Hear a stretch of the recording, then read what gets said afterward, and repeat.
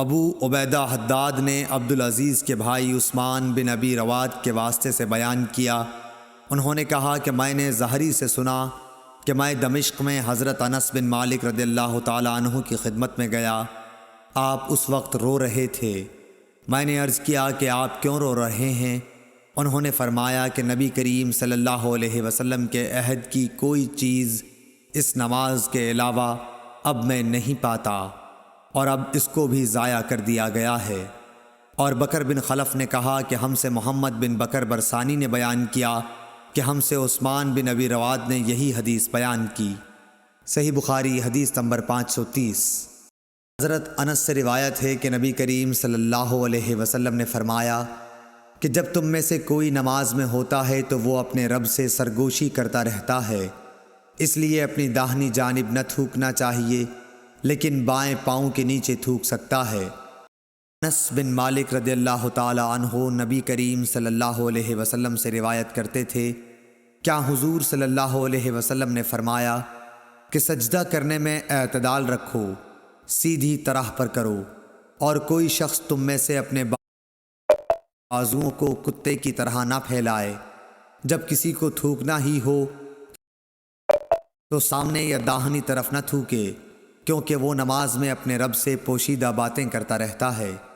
صحیح بخاری حدیث نمبر 532۔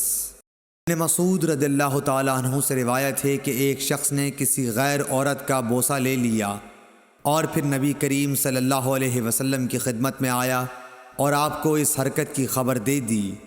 اس پر اللہ تعالیٰ نے یہ آیت نازل فرمائی کہ نماز دن کے دونوں حصوں میں قائم کرو اور کچھ رات گئے بھی، اور بلا شبہ نیکیاں برائیوں کو مٹا دیتی ہیں۔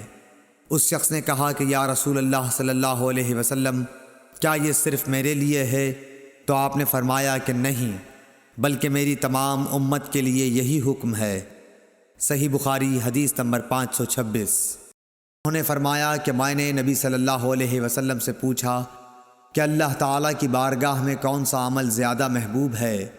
آپ نے فرمایا کہ اپنے وقت پر نماز پڑھنا۔ پھر پوچھا اس کے بعد؟ فرمایا والدین کے ساتھ نیک معاملہ رکھنا۔ پوچھا اس کے بعد؟ آپ نے فرمایا کہ اللہ کی راہ میں جہاد کرنا۔ ابن مسعود نے فرمایا کہ حضرت صلی اللہ علیہ وسلم نے مجھے یہ تفصیل بتائی، اور اگر میں اور سوالات کرتا تو آپ اور زیادہ بھی بتلاتے، لیکن میں نے بطور ادب خاموشی اختیار کی۔ صحیح بخاری حدیث نمبر 527۔